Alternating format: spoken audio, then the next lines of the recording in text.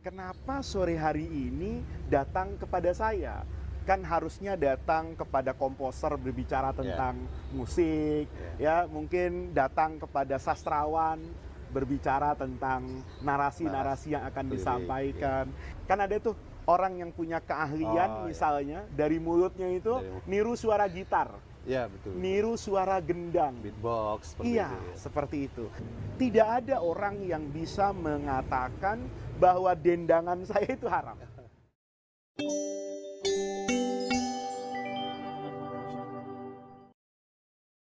Assalamualaikum warahmatullahi wabarakatuh. Bismillahirrahmanirrahim. Para pemirsa Mata Hati TV yang saya cintai, pada sore hari ini saya kedatangan tamu, seorang musisi, seorang pemusik yang minta dipanggil namanya langsung, Boim. Ini hari ini luar biasa. Tadi pagi saya kedatangan sineas, Boim. Oh, Bicaranya pasti tidak jauh dari seni, seni, acting, acting. film, estetika, dan sebagainya. Sore hari ini saya kedatangan musisi. Ini belum kedatangan santri, belum kedatangan Pak Haji dan Ustadz. Tapi unik memang, hidup itu kan berwarna dan beragam. Betul. Saya dulu dipesan sama guru saya, kelak kalau kamu sudah belajar tentang agama secara dalam dan secara luas, kamu harus menjadi seperti awan, mengayomi semua yang ada di bawahmu tanpa melihat status sosial, bentuk rupa, pekerjaan apapun. Kamu harus seperti bumi yang rela diinjak oleh siapapun yang datang kepadamu. Dia harus seperti hujan yang memberikan curahan air, kesegaran dan kehidupan ke setiap jengkal tanah tanpa membeda-bedakan tanah itu. Jadi itu adalah prinsip hidup saya, Boim. Luar biasa. Saya akan menerima siapapun yang datang dengan tangan dan hati terbuka, mengulurkan persahabatan dalam kedamaian untuk kemudian berbagi pengalaman, berbagi ilmu. Nah, tentunya pertama kali ini saya yang ingin bertanya kepada Boim, kenapa sore hari ini datang kepada saya?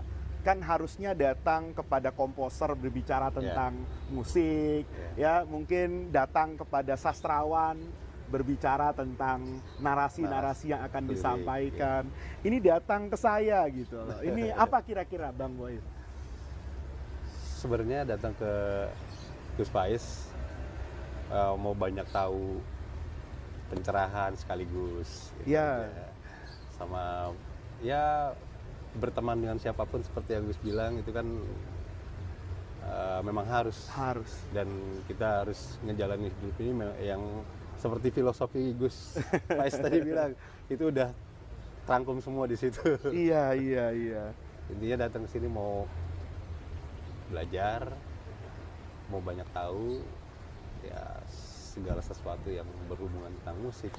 Oke. Apapun lah. Iya. Jadi kalau dalam fikih ya, dalam Islam itu dibedakan dua nih, Boim. Ya, Ada musik, ada nyanyian. ada nyanyian. Nyanyian itu selalu lahir dari suara manusia, Ya, dari pita suara, dari pita suara. tanpa menggunakan bantuan alat apapun. Sementara musik itu bisa lahir juga dari suara manusia. Kan ada tuh orang yang punya keahlian misalnya dari mulutnya itu niru suara gitar, Ya, betul. niru suara gendang. Beatbox seperti Iya, itu. Ya. seperti itu. Ada yang memang musik itu harus menggunakan alat bantu. Alat bantu. Seperti misalnya di masa lalu rebana. Rebana. Mungkin di masa sekarang ada organ. Gitar. Di masa lalu mungkin ada suling, Ya. ada angklung. Itu semua kita namakan sebagai alat musik. Jadi prinsipnya gini loh. Di dalam fikih itu kan pendapat ulama tidak satu. Ini bedanya antara Quran hadis sebagai syariat dan pemahaman interpretasi kita terhadap ayat Al-Quran.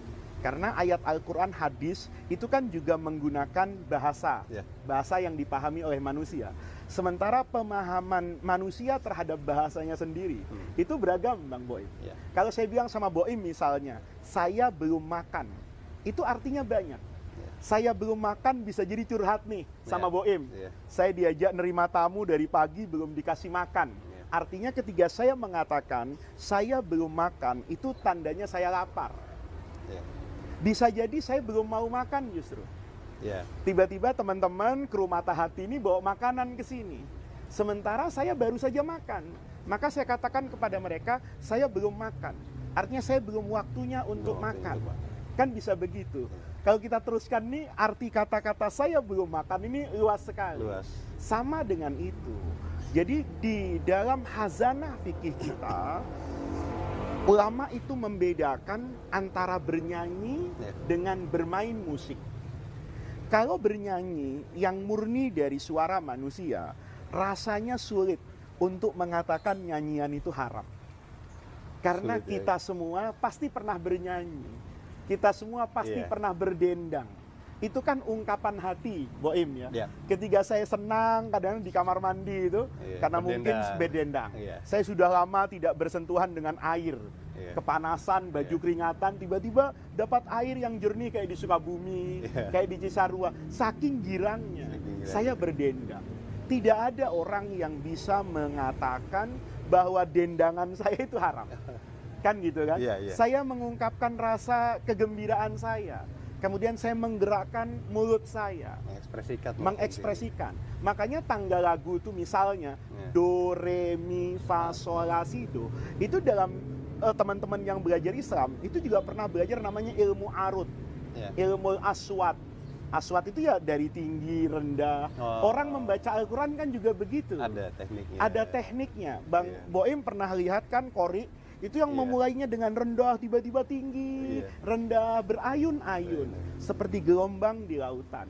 Itu juga rasanya sulit untuk kita katakan itu haram. Karena itu bagian dari kreasi manusia mengekspresikan apa yang ada di dalam hati. Orang nangis pun sebetulnya, Boim ya, itu pakai musik kok. Ada intonasi nangis yang kadang-kadang lebay ya, berlebihan. Saya kadang-kadang bilang, wah ini rockers ini nangis ini. Kenapa? Oh kok suaranya gitu? Ada yang lembut, mungkin biasa nyanyi pop ini, kan gitu. Ada yang kayak keroncong, padahal itu adalah tangisan. Mendayu-dayu, nangisnya itu. Sehingga kemudian kalau kita baca dalam literatur Islam, itu bisa kita katakan bahwa ulama itu menghalalkan orang bernyanyi.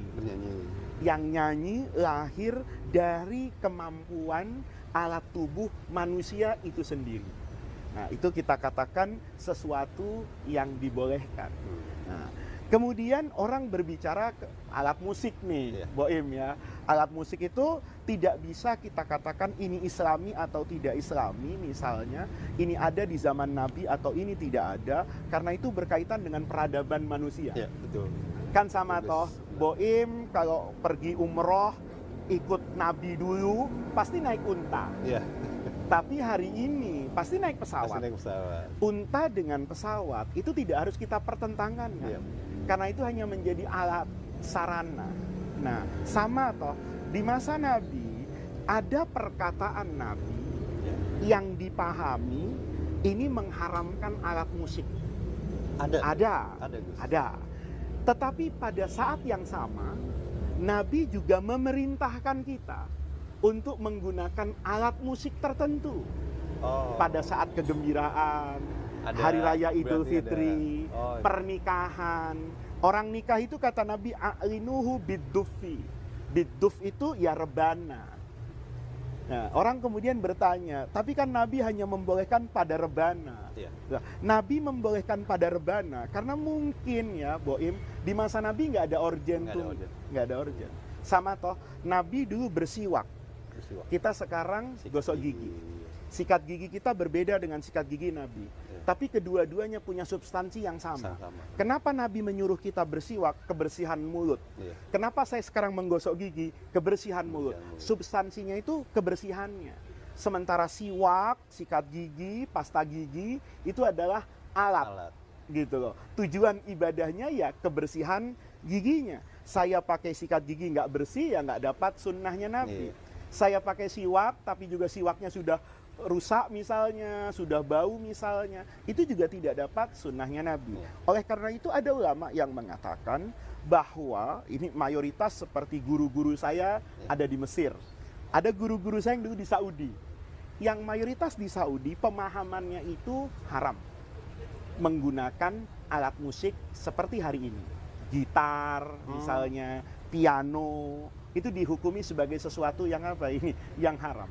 Tapi saya juga punya guru-guru yang tidak kalah alimnya. Sama-sama hafal Quran, sama-sama hafal hadis. Kemudian dia mengatakan bahwa hukum musik dengan lagu itu menjadi satu. Yang bagus hukumnya halal, yang mengandung kata-kata jorok, ungkapan kebencian, ketidaksantunan di masyarakat, ya, menyebut nama binatang dalam artian sebagai ungkapan kebencian, penghinaan, nah itu dihukumi menjadi haram. Nah, ulama yang seperti ini melihat lagu itu sama dengan apapun yang ada di dunia ini. Yang baik dan mengantarkan kepada kebaikan, ini menjadi baik. Yang tidak baik dan menjerumuskan orang kepada ketidakbaikan, maka itu menjadi haram. Jadi ketika Boim nanti mengarang satu lagu, ya, dengan keindahan sastranya, membuat saya menjadi semakin mencintai istri saya, maka lagu itu berpotensi untuk mendatangkan pahala. Oh iya, seperti itu. Nah, tapi kalau Boim membuat satu lagu yang mendorong saya untuk berselingkuh, menelantarkan anak istri saya di kemudian hari, atau mengekspresikan kebebasan hubungan antara laki-laki dengan perempuan tanpa ikatan yang dibenarkan oleh agama, di mana ada suka, lampiaskanlah sukamu, ya, sesuai dengan hawa nafsu. Itu yang diharamkan. Itu pasti haram. Dan itu kan nggak harus lagu, nggak harus lagu. Ngomong-ngomong biasa kita berdua, kemudian karena jahatnya saya mengilhami Boim untuk kemudian berselingkuh, untuk kemudian berzina, ya sama haramnya. Karena di sini semuanya itu hanya menjadi sarana.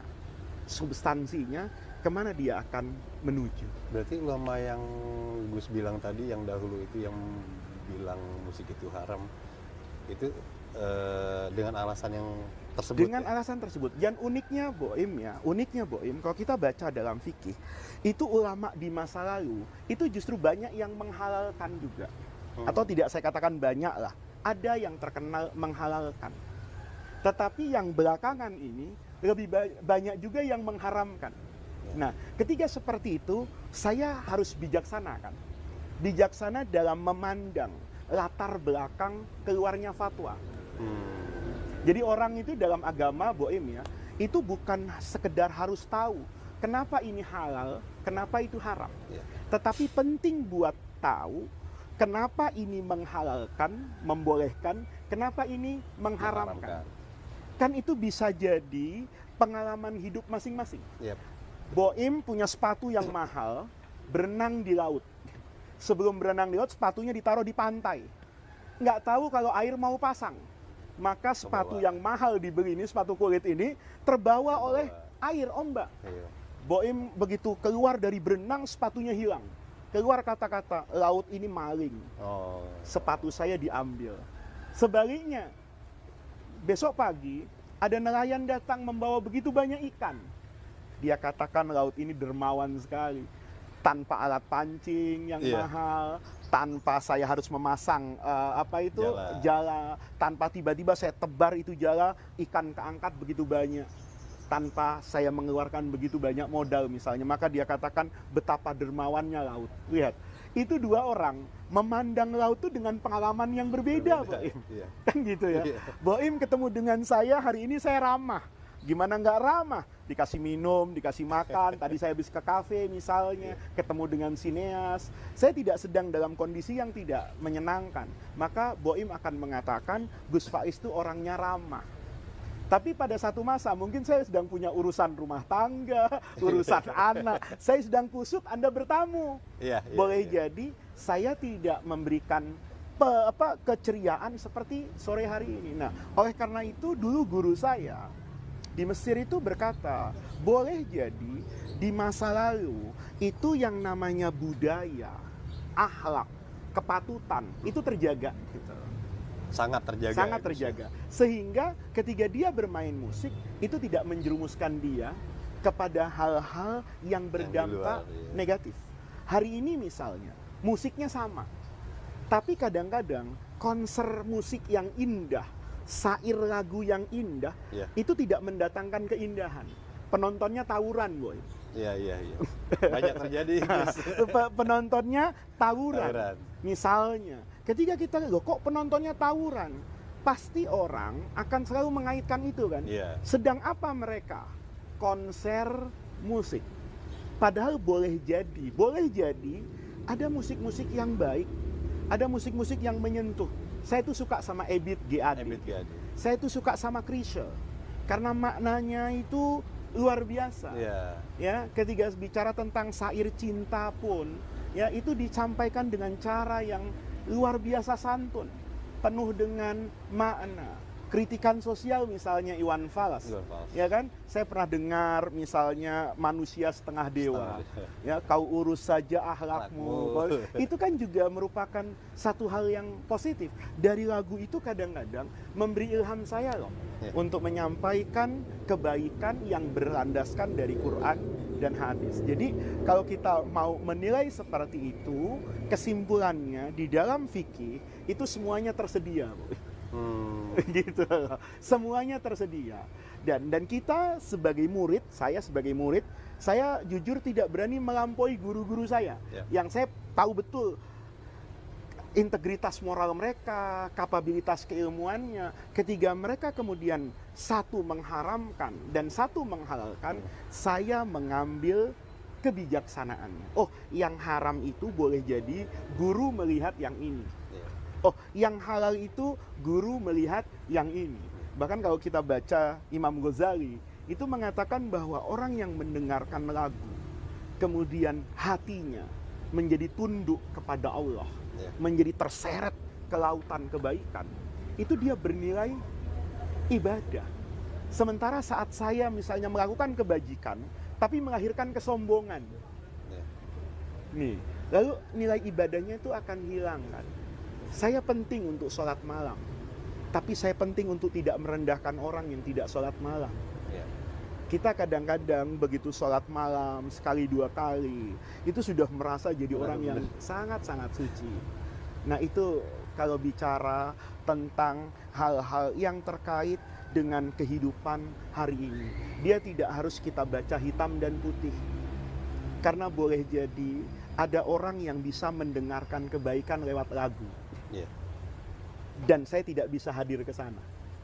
Kalau Boim misalnya bisa membuat satu lagu, ya, yang liriknya itu bisa menyentuh orang untuk cinta tanah air. Saya paling sering dengar lagu di mobil saya itu lagu Tanah Airku. Biarpun jauh, ya, kita jangan pernah lupa dengan Indonesia yang indah. Di sini kita lahir, di sini kita besar, di sini kita sujud. Kata-kata itu, Baim, memberikan inspirasi kepada saya untuk selalu mendoakan Indonesia yang indah ini. Itu dari lagu. Boleh jadi saya bisa membaca Pancasila, saya bisa membaca pembukaan Undang-Undang Dasar 45. Tapi boleh jadi ketika saya mengajar dan belajar di Fakultas Hukum, maka sentuhan itu ada. Tapi ketika saya sedang di mobil menikmati keindahan Indonesia, saya tidak bisa melihat keindahan itu dengan Pancasila misalnya, dengan UUD 45. Tapi syair lagu-lagu yang menyentuh dari Chrisye misalnya, gitu ya, itu luar biasa buat saya. Itu lagu. Jadi kalau orang bertanya kepada saya itu, banyak loh lagu itu yang berbicara tentang hal-hal yang mungkin hari ini menjadi tabu dipertentangkan, tapi pada masa yang lalu itu ada orang yang dengan menggunakan lagu tersebut itu bisa memberikan inspirasi. Saya di era 80-an itu pernah mendengar lagu Ebit G. Ade itu Zaman. Itu bercerita seorang laki-laki yang sangat feminim dan seorang wanita yang sangat maskulin. Yang dia diciptakan tidak sesuai dengan kodratnya, sementara yang ini langkahnya dihentak-hentak gitu kan ya. Saya masih ingat syair lagu itu. Apa kata Ebit? Saya ingin mempertemukan keduanya. Barangkali dengan cara dipertemukan dan diingatkan kembali, itu akan memberi makna pada kehidupan mereka. Itu buat saya, lagu itu menginspirasi kepada saya bahwa kita ketika melihat fenomena yang ada di depan kita, itu tidak cukup dengan menghakimi dan menghukumi, Iya. tapi juga berani menawarkan solusi yang manusiawi. Nah, ini yang saya katakan bahwa musik dan lagu itu di dalam fikih itu kaya dengan pendapat. Tinggal Anda akan menghadap-hadapkan dengan yang mana. Iya. Saya butuh fatwa yang halal untuk dakwah kepada kelompok yang tidak bisa saya sampai ke sana. Saya mungkin akan mengatakan itu haram ketika musik itu telah terbukti misalnya memberikan kontribusi kepada dekadensi moral, kerusakan akhlak, Kerusakan. dan sebagainya. Kalau yang saya tahu, musisi itu membuat lagu, menghibur orang, mendapatkan Fee. fee imbalan yang halal kan. Iya. Beliau bilang, ini main terakhir. Dia bilang, ini main terakhir gue deh. Gue nggak bisa lagi nerusin karena Iya. gue nggak bisa main di sini. Iya. Iya. Tetapi saya dengan koridor saya niat saya menghibur aja. Iya. Iya.